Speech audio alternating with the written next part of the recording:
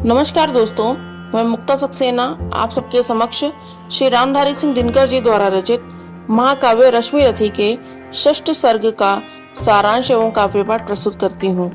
आशा करती हूँ कि आप सभी मेरे प्रयास को सराहेंगे। दोस्तों, पिछले सभी सर्गों की कथा वस्तु एवं काव्य पाठ को आप इस वीडियो के डिस्क्रिप्शन में दिए गए लिंक्स में जाकर देख सकते हैं। यह अध्याय बहुत ही प्रेरणाप्रद एवं वीरतापूर्ण है। यह उस समय की बात है जब कर्ण भीष्म पितामह से उनके शरशैया पर जाने के बाद युद्ध में जाने के लिए अनुमति लेने जाते हैं। दोस्तों, आप सभी को ज्ञात है भीष्म पितामह ने ये प्रतिज्ञा ली हुई थी कि वे किसी भी स्त्री पर शस्त्र नहीं उठाएंगे।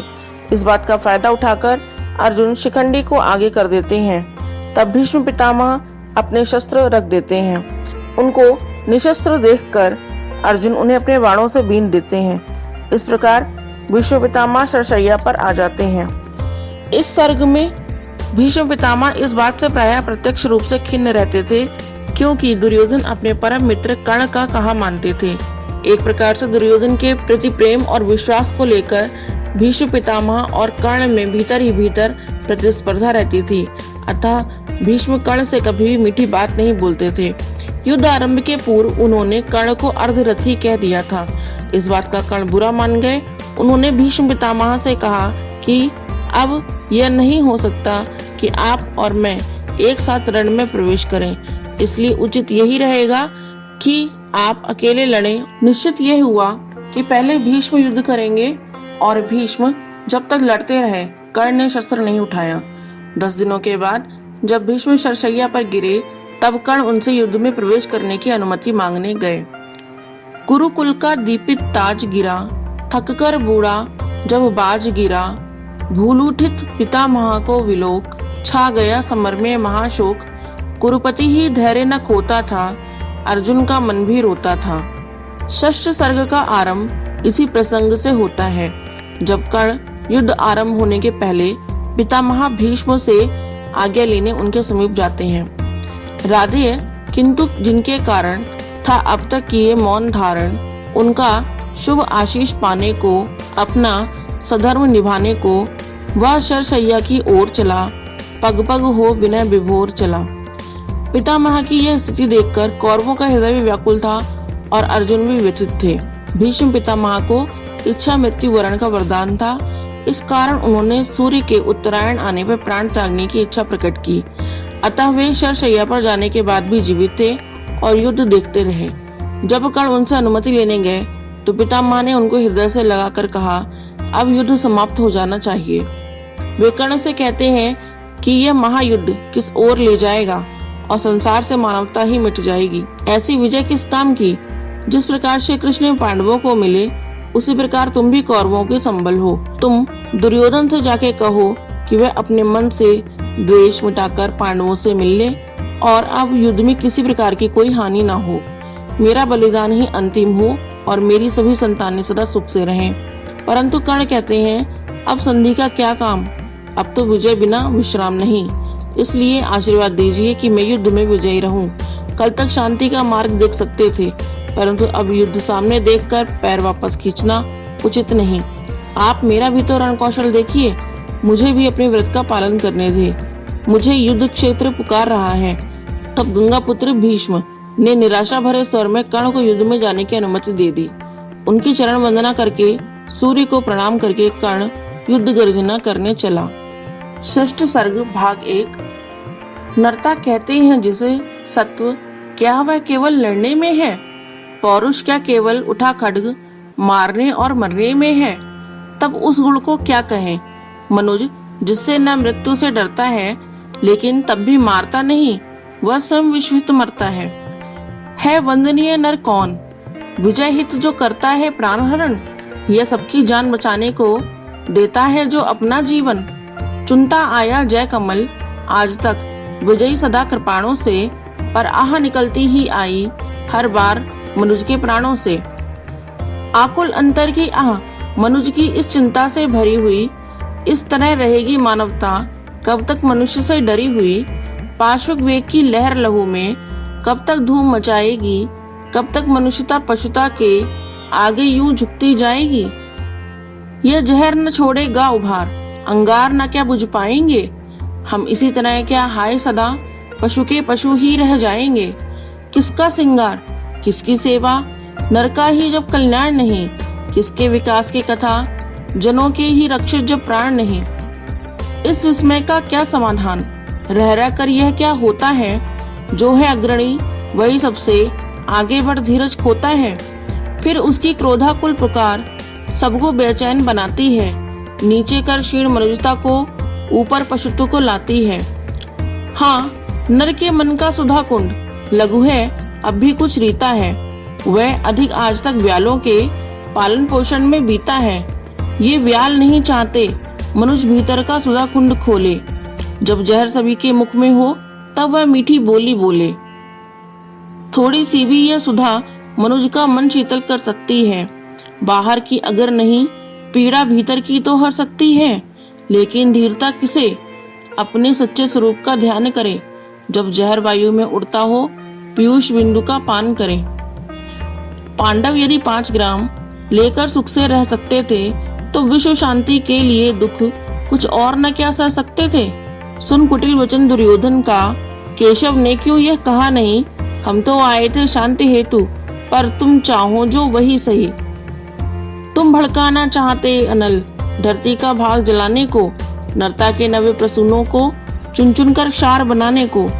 पर शांति सुंदरी के सुहाग पर आग नहीं धरने दूंगा। जब तक जीवित हूँ तुम्हें बांधवों से न युद्ध करने दूंगा। लो सुखी रहो सारे पांडव, फिर एक बार बन जाएंगे। इस बार मांगने को अपना वे सत्व न वापस आएंगे। धरती की शांति बचाने को आजीवन कष्ट सहेंगे वे। नूतन प्रकाश फैलाने को तप में मिल निरत रहेंगे वे। शत लक्ष मानवों के सम्मुख 10-5 जनों का सुख क्या है? यदि शांति विश्व की बचती हो, वन में बसने में दुख क्या है? सच है कि पांडुनंदन वन में सम्राट नहीं कहलाएंगे, पर काल ग्रंथ में उससे भी वे कहीं श्रेष्ठ पद पाएंगे। होकर कृतज्ञ आने वाला युग मस्तक उन्हें झुकाएगा। नवधर्म विधायक की प्रशस्ति संसार युगों तक गाएगा। सीखेगा जग हम दलन युद्ध का कर सकते त्यागी होकर, मानव समाज का नयन मनुज कर सकता वैरागी होकर। पर नहीं, विश्व का अहित नहीं होता क्या ऐसा कहने से? प्रतिकार अनेका हो सकता क्या उसे मौन हो सहने से? क्या वही धर्म लौ जिसकी 2 एक मनों में जलती है, या वह भी जो भावना सभी के भीतर छिपी मचलती है? सबकी पीड़ा के साथ व्यथा अपने मन को जो जोड़ सके, मुड़ सके जहां तक समय, उसे निर्दिष्ट दिशा में मोड़ सके। युग पुरुष वही सारे समाज का विहित धर्म गुरु होता है। सबके मन का जो अंधकार अपने प्रकाश से धोता है। द्वापर की कथा बड़ी दारुण, लेकिन कली ने क्या दान दिया? नर के वध की प्रक्रिया बढ़ी, कुछ और उसे आसान किया। पर हाँ, जो युद्ध स्वर्गमुख था वह आज निंद्य सा लगता है। बस इसी मंदता के विकास का भाव मनुष्य में जगता है। धीमी कितनी गति है, विकास कितना अदृश्य हो चलता है। इस महावृक्ष में एक पत्र सदियों के बाद निकलता है। थे जहां सहस्त्रों वर्ष पूर्व, लगता है वहीं खड़े हैं हम। है वृथा वर्ग उन गुफावासियों से, कुछ बहुत बड़े हैं हम।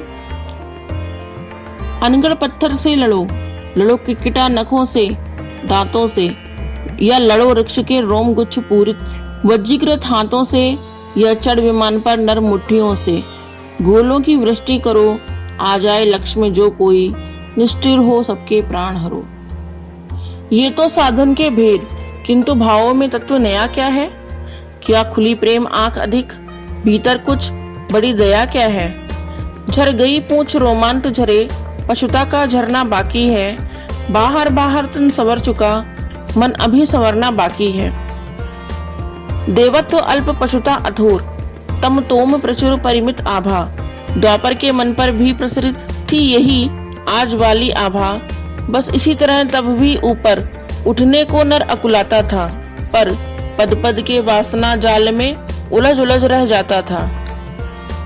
और जिस प्रकार हम आज बेल बूटों के बीच खचित करके देते हैं रण को रम्य रूप, विप्लवी उमंगों में भर के, कहते अनीतियों के विरुद्ध जो युद्ध जगत में होता है वह नहीं जहर का कोश अमृत का बड़ा सलोना सोता है। बस इसी तरह कहता होगा द्वाभा शासित द्वापर का नर, निष्ठुरताएं हो भले है महामोक्ष का द्वार समर। सत्य ही समृद्धि के पथ पर चल रहा चतुर मानव प्रबुद्ध, कहता है क्रांति उसे जिसको पहले कहता था धर्मयुद्ध। सो धर्मयुद्ध छिड़ गया, स्वर्ग तक जाने के सोपान लगे, सदगति कामी नर वीर खड्ग से लिपट गंवाने प्राण लगे। छा गया तिमिर का संघन जाल, मुंद गए मनुज के ज्ञान नेत्र, द्वाभा की गिरा पुकार उठी, जय धर्म क्षेत्र जय कुरुक्षेत्र। हाँ, धर्म क्षेत्र इसलिए कि बंधन पर अबंध की जीत हुई, कर्तव्य ज्ञान पीछे छूटा, आगे मानव की प्रीत हुई। प्रेमातिरेक में केशव ने प्रण भूल चक्र संधान किया, भीष्म शत्रु को बड़े प्रेम से अपना जीवन दान दिया। गिरी का उदर्ग गौरवाधार, गिर जाए श्रृंग जो महाकार, अथवा सुना कर आसमान, जो गिरे टूट रवि भासमान। गौरव दल का कर तेज हरण, त्यों गिरे भीष्म आलोक वरण। कुरुकुल का दीपित ताज गिरा, थक कर बूढ़ा जब बाज गिरा।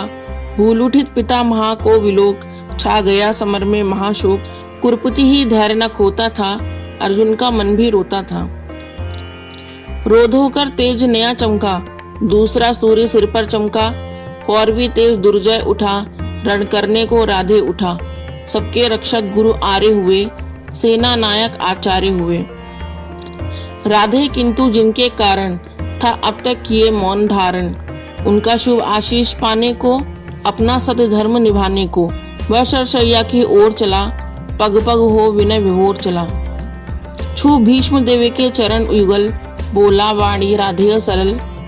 हे तात आपका प्रोत्साहन, पा सका नहीं जो लांछित जन। ये वही सामने आया है, उपहार अश्रु का लाया है। आज्ञा हो तो अब धनुष धरूं, रण में चलकर कुछ काम करूं।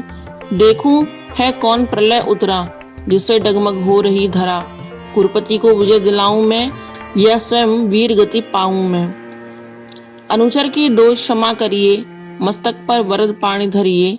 आखिरी मिलन की वेला है, मन लगता बड़ा अकेला है। मदमोह त्यागने आया हूँ, पद धूलि मांगने आया हूँ। भीष्म ने खोली निज सजल नयन, देखे कर्ण के आदर लोचन। बड़ खींच पास में ला करके, छाती से उसे लगा करके बोले, क्या तत्व विशेष बचा, बेटा आंसू ही शेष बचा। मैं राह रोकता ही क्षण क्षण, पर हाय हटी यह दुर्योधन। अंकुश विवेक का सह न सका, मेरे कहने में रह न सका। क्रोधांध भ्रांत मद में विभोर, ले ही आया संग्राम घोर। अब कहो आज क्या होता है, किसका समाज यह रोता है। किसका गौरव किसका सिंगार, जल रहा पंक्ति के आर पार। किसका वन बाग उजड़ता है, यह कौन मारता मरता है। फूटता द्रोह दब का पावक, हो जाता सकल समाज नरक। सबका वैभव सबका सुहाग, जाति डकारिया कुटिल आग। जब बंधु विरोधी होते हैं, सारे कुलवासी रोते हैं। इसलिए पुत्र अब भी रुक कर मन में सोचो, यह महासवर किस ओर तुम्हें ले जाएगा। फल अलभ कौन दे पाएगा, मानवता ही मिट जाएगी, फिर विजय सिद्धि क्या लाएगी। ओ मेरे प्रतिद्वंदी माने, निश्चल पवित्र गुणमय ज्ञानी। मेरे मुख से सुन परुष वचन, तुम वृथा मलिन करते थे मन। मैं नहीं निरा अवशंसी था, मन ही मन बड़ा प्रशंसी था। सो भी इसलिए कि दुर्योधन पा सदा तुम्ही से आश्वासन। मुझको ना मानकर चलता था, पग पग पर रूठ मचलता था। अन्यथा पुत्र तुमसे बढ़कर, मैं किसे मानता वीर प्रभर। पार्थोपम रथी धनुधारी, केशव समान रणभट भारी।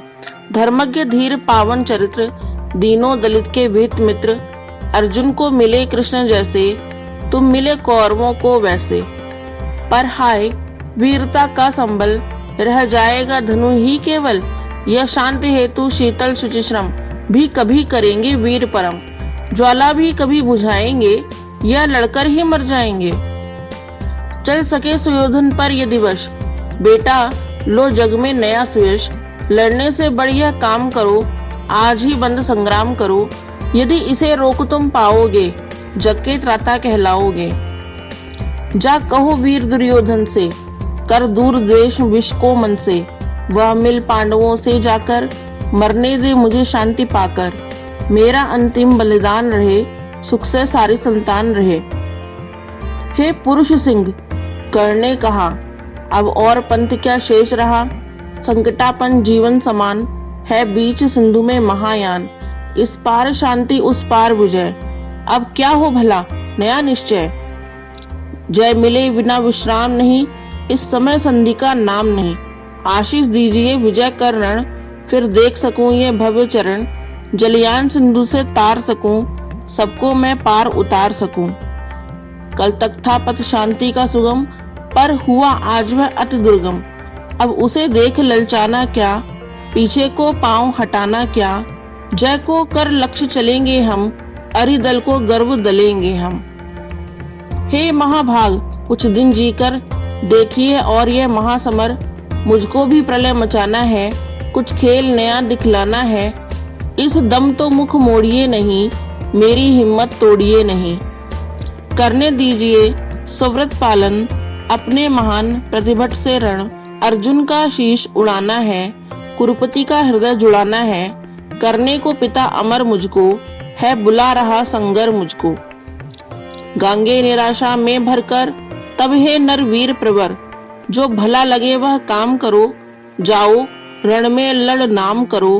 भगवान शमित विष तूर्ण करें, अपनी इच्छाएं पूर्ण करें।